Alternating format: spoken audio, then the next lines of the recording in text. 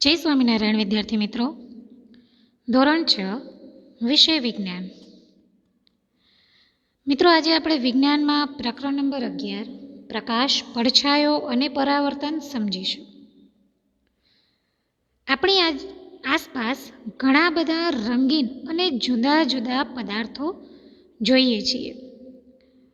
તમે તમારી આસપાસ ઘણા બધા રંગીન જુદા જુદા પદાર્થો તમે નિહાળો છો. જેમ કે વાત કરીએ આપણે તો સવાર પડે, શાળાએ જતી વખત તમે સવારે આપણે વાત કરીએ તો કે સવાર પડે ત્યારે તમે ઉઠો છો ત્યારે સૂર્યદેવના દર્શન થાય છે આપણને. ત્યારબાદ તો વૃક્ષ, ફૂલ, ફળ. એના સિવાય વાત કરીએ તો કે જ્યારે તમે શાળાએ જતી વખતે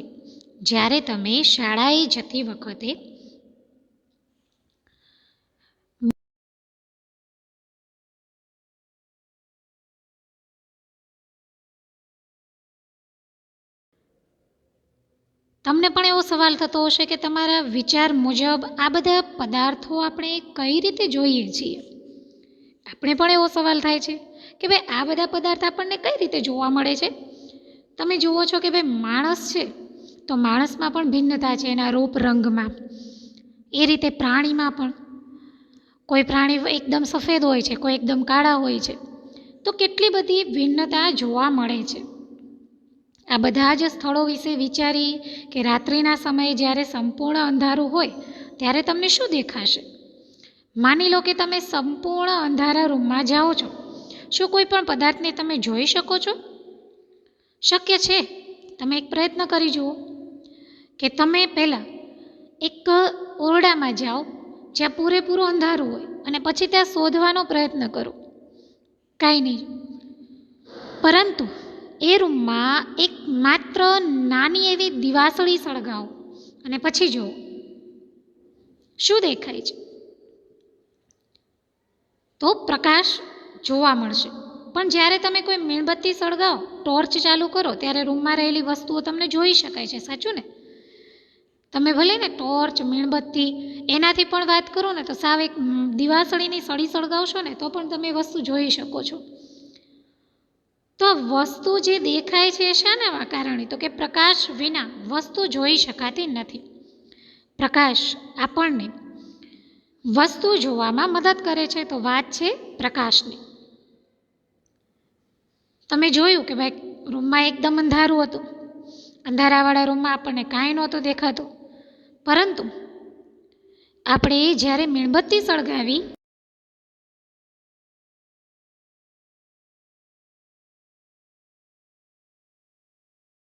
કે આપણી આસપાસ ઘણા બધા પદાર્થો જોવા મળે છે. આ પદાર્થો દિવસે આપણે જોઈ શકીએ છીએ, પરંતુ જ્યારે અંધારું થઈ જાય ત્યારે એને જોવા માટે આપણે પ્રકાશનો ઉપયોગ કરીએ છીએ. તો વાત કરીએ પ્રકાશ. ટોર્ચમાં રહેલો બલ્બ એ એવો પદાર્થ છે જે પોતાના પ્રકાશ ઉત્પન્ન કરે છે. પોતાનામાં જે પ્રકાશ રહેલો છે એ ઉત્પન્ન કરે છે. સૂર્ય બીજો એવો જાણીતો પદાર્થ છે કે જે પોતાનો પ્રકાશ આપે છે. સૂર્ય છે જેને કોઈ બીજા જોડે પ્રકાશ લેવાની જરૂર નથી પડતી. ટોર્ચ એક ટેકનિકલ વસ્તુ છે કે જેને બનાવવામાં મનુષ્ય જ બનાવી છે અને પ્રકાશ ઉત્પન્ન કરે છે. ચંદ્ર છે જેને પોતાનો પ્રકાશ છે જ નહીં, પરંતુ એ સૂર્ય પાસેથી પોતાનો પ્રકાશ લે છે. એ જ રીતે વાત કરીએ તો કોઈ પણ મીણબત્તી છે તો એ મનુષ્ય બનાવી છે તો કે એના દ્વારા. પરંતુ સૂર્ય આ જે વસ્તુ છે કે ભાઈ મીણબત્તી છે, ટોર્ચ છે, દિવાસળી છે, લાઇટ છે, આ વસ્તુ ટેકનિકલ વસ્તુ છે જે મનુષ્યએ પોતાની જીવન જરૂરિયાત પૂરી કરવા માટે બનાવી છે. પરંતુ સૂર્યની વાત કરીએ તો સૂર્ય જેવો પદાર્થ જે પ્રકાશ ઉત્પન્ન કરે છે તેને પ્રકાશિત પદાર્થ કહેવામાં આવે છે અથવા પ્રકાશનો મૂળભૂત સ્ત્રોત ગણવામાં આવે છે. કોને? તો કે સૂર્યને. સૂર્યને પ્રકાશનો મૂળભૂત સ્ત્રોત ગણવામાં આવે છે. હવે વાત કરીએ તો કે ખુરશી, ચિત્ર કે બૂટ વિશે શું કહીશું? તો જ્યારે પ્રકાશિત પદાર્થ જેવા કે સૂર્ય, ટોર્ચ કે વીજળીના બલ્બ પરથી પ્રકાશ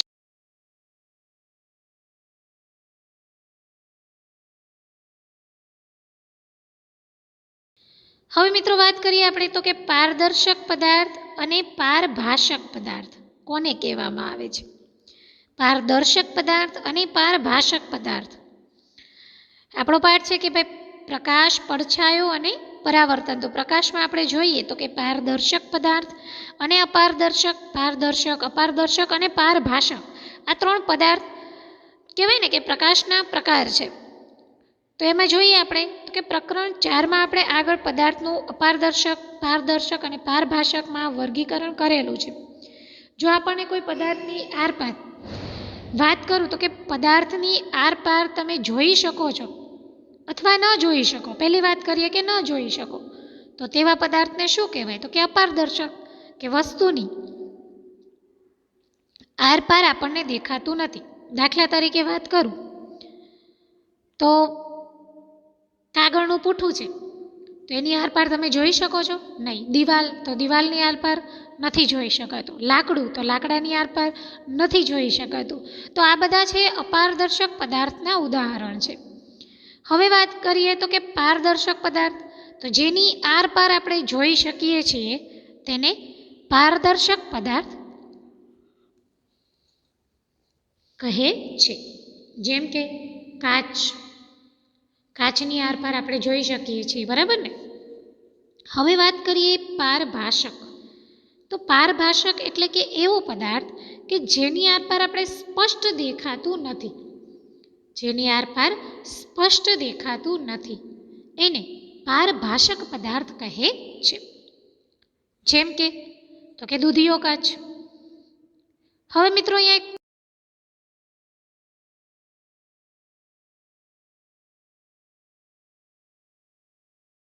તથા બને તેટલા પદાર્થ એકઠા કરો.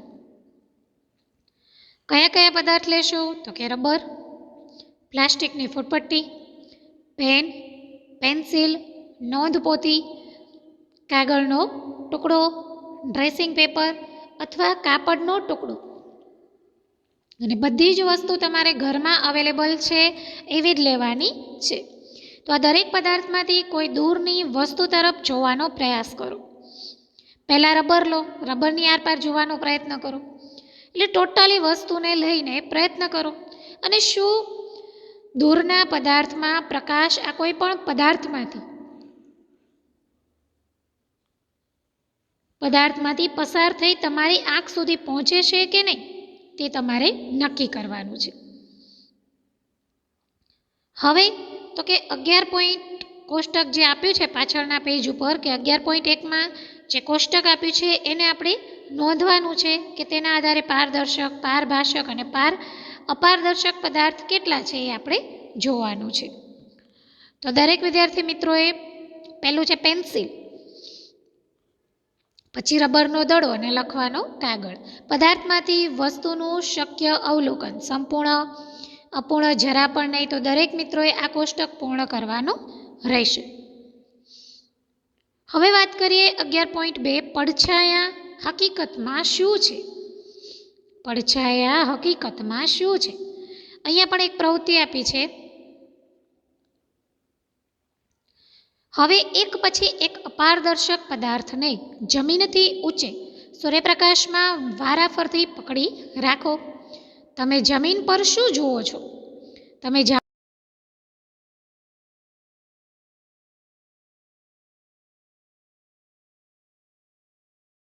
પદાર્થના પડછાયાને જોઈને પદાર્થને ઓળખી શકો છો. મિત્રો તમે પોતે પણ જો સૂર્યપ્રકાશમાં ઊભા રહો ને તો જુઓ છો કે તમારો પડછાયો પડે છે. કોઈ વસ્તુ હોય એને પણ તમે સૂર્યપ્રકાશમાં રાખીને એના પડછાયા દ્વારા નક્કી કરી શકો છો.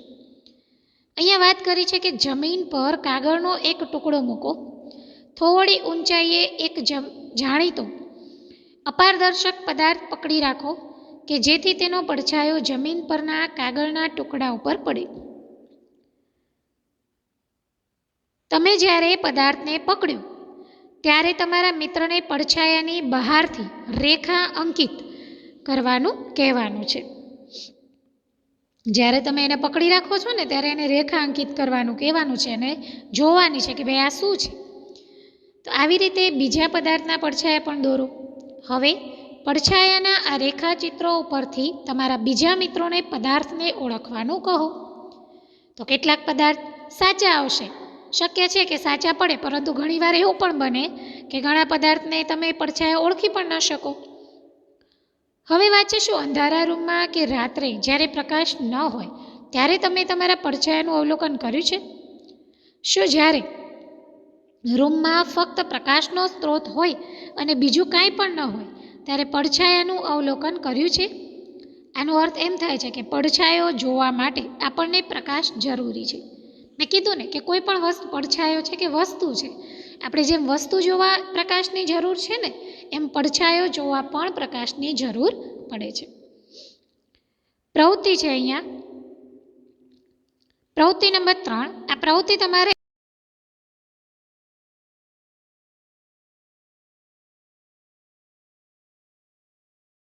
અને એક મોટું કાર્ડબોર્ડ લઈ જાઓ. ટોર્ચને જમીનથી નજીક પકડી રાખીને ઉપરની તરફ પ્રકાશિત કરો, જેથી તમારા મિત્રના ચહેરા ઉપર પ્રકાશ પડે. તમારી પાસે હવે પ્રકાશનો સ્ત્રોત છે જે અપારદર્શક પદાર્થ ઉપર પડે છે. જો તમારા મિત્રની પાછળ કોઈ વૃક્ષ, મકાન કે અન્ય પદાર્થ ન હોય તો તમારા મિત્રના માથા ઉપર પડછાયો જોઈ શકશો. આનો અર્થ એ નથી કે તેનો પડછાયો હોતો નથી. અંતે ટોર્ચને પ્રકાશ તેના શરીરમાંથી બીજા તરફ પ્રસાર થતો જ નથી. અહીંયા બીજી એક પ્રવૃત્તિ આપી છે, જુઓ છો તમે. તમારે પણ ઘરે અંધારામાં કરવાની રહેશે. પાછળ તમારે કીબોર્ડ પકડી રાખવાનું છે, જે કાર્ડબોર્ડ શીટ પડછાયો દેખાય છે ને ત્યાં.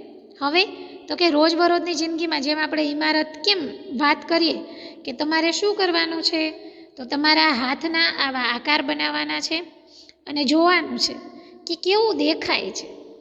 તો દરેક મિત્રોએ પોતાના ઘરે આ પ્રયત્ન કરવાનો રહેશે. હવે વાત કરીએ તો કે પ્રવૃત્તિ નંબર 4. મેં કીધું કે તડકો હોય તેવા દિવસે શાળાના મેદાનમાં એક ખુરશી મૂકો. ખુરશીના પડછાયા પરથી તમે શું અવલોકન કરો છો? શું પડછાયો ખુરશીના આકારનું ચોક્કસ ચિત્ર બનાવે છે? જો ખુરશીને થોડી ગોળ ફેરવવામાં આવે તો જે આકાર છે એ બદલાઈ જાય છે.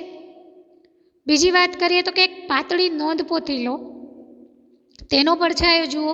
પછી એક લંબચોરસ ખોખું લો, એટલે કે ટૂંકમાં દરેક અલગ અલગ વસ્તુ લઈને તેનો પડછાયો પાડવાનો રહેશે અને જોવાનું છે કે